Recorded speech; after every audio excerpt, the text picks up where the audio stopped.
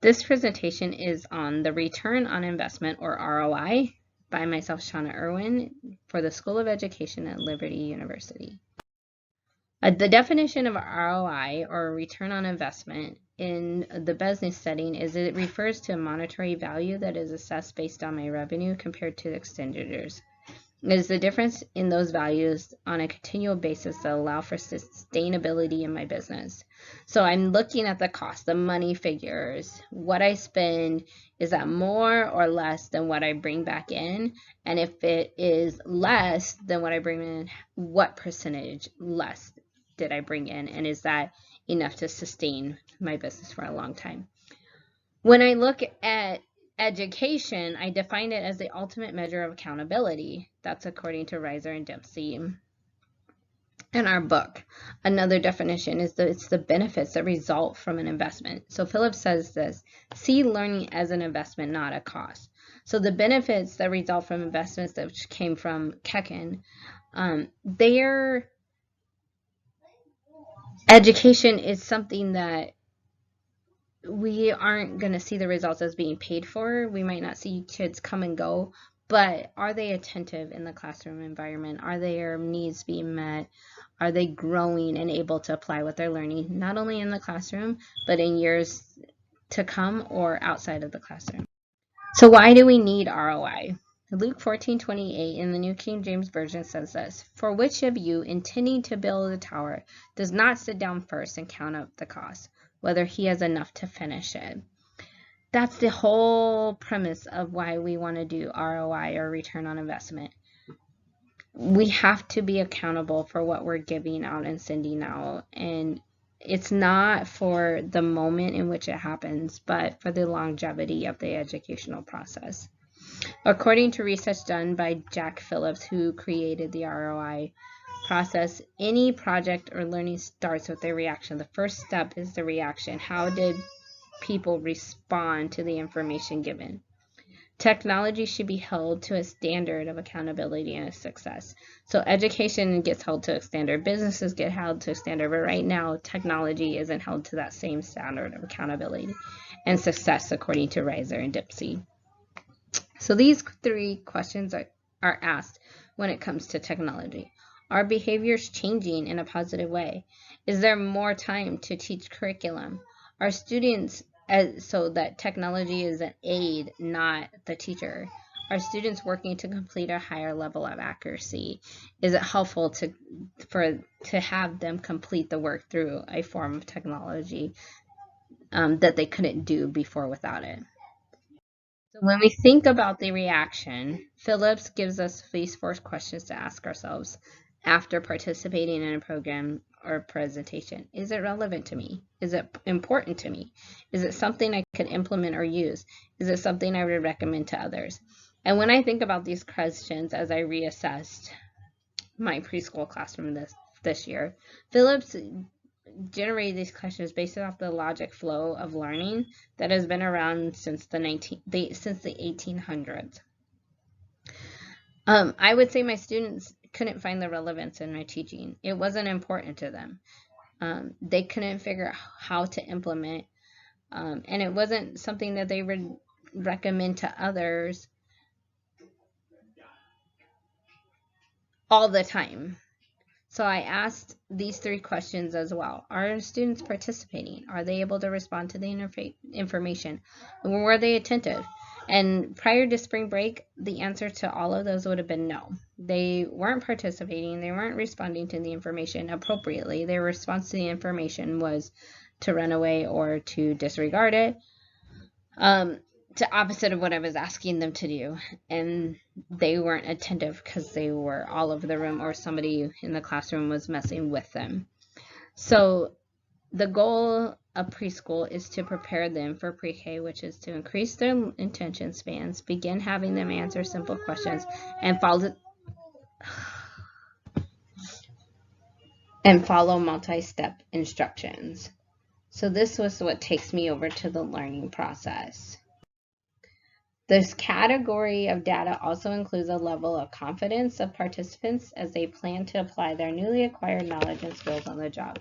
I found out that the preschoolers weren't confident in their skills because they didn't have social skills at all. And so what did I need to see to show that the program was working? I needed to see, are the number of students that sit down at circle time increasing? And are students keeping their hands to themselves and using their words? So since Christmas, I stopped rewarding the students for their behaviors and holding them accountable for their choices. The more that I started holding them accountable for their choices, the less the aggressive behaviors decreased. They began to talk about their choices to others. They started holding each other accountable for their choices, and I began to see the learning environment settled. But I also did see a rise and increase in some other behaviors that I hadn't seen or hadn't been able to address before. So we haven't completely arrived with the learning process. We're still in the learning process, but I'm able to look ahead at what the application and the impact will be of that learning. So Kathleen and Kayer used this model where they talked about leading indicators and business results. So they used a house as an investment project, and they were going through these goals as they were saying in between investment and strategic goals, the goal of selling the house and the investment that may be made from the house. There's nothing magic that happens. There are some leading indicators that help us know the evidence of what's to come and the business results, carrying a measure result that comes out of their learning. So the application or the leading indicators, which lead to consequences, according to Phillips, is what do we want to see that shows us that we've reached the designated goal? Are students able to respond to the choices and identify the consequence or why the consequence was given? And are students able to teach students to make a good choice? The more I began to talk about their choices, the more I began to see them understand and respond to the choices that were given.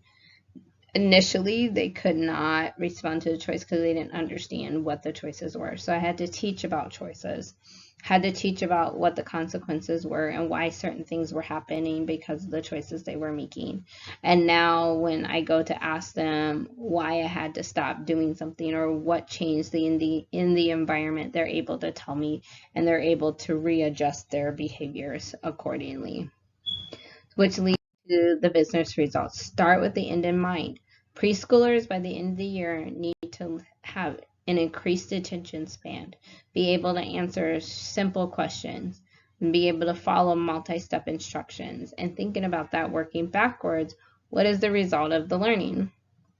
The extent to which applications are acquired knowledge and skills positively influence key measures, Riser and Dempsey. There should be a positive impact based on the results. If there is a negative influence, it indicates a need to review the program or suspend the program. So I can begin to see students encouraging each other to line up, students being accountable for themselves, so they're lining up by themselves and not being peer led into negative behavior, but they're being able to peer influence into positive behavior. Students don't want to have to leave the room, so they change their behavior or do what they need to do to stay within the classroom, and students want to participate, so there's less office referrals or calls home to parents. ROI is not perfect, so there are areas where it needs to be improved and looked out for. ROI is calculated after a program has been implemented, so there is no way to make changes or improve performance while training is being completed.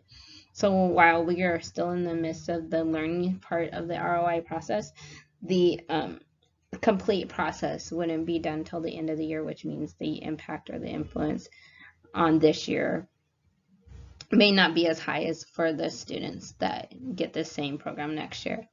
Isolating the effects of learning, so you might figure out what is causing the discrepancies, but not, why there are discrepancies, but not what is causing them.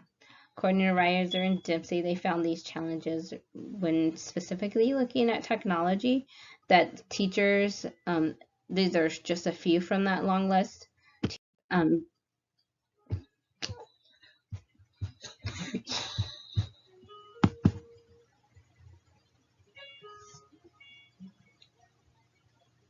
teachers were not prepared with the information, and they did not evaluate it, find it their ability to evaluate the right way. In relation to technology, after reading the article by Stanley, Skinner, and Hughes, I discovered that there are ways that we can incorporate ROI in technology that still follows the same guidelines or principles. So if we situate, which is reaction, are students able to understand how to use the technology or program? When they challenge, give autonomy or guide, which is the learning process. This is our students showing learning of the information. Are we organize, create, embody with the application? Are students able to complete tasks on their own and adapt their learning to their everyday environment? And reflect, can students tell you what they learned or show you the impact of their learning on their everyday life? That's the impact. So we find out that ROI is really important. We need to have a return on investment, not only in education, but in our relation to technology, and specifically when it comes to technology, holding not only ourselves, but teaching our students how to hold technology accountable in their learning and in their environments. Okay.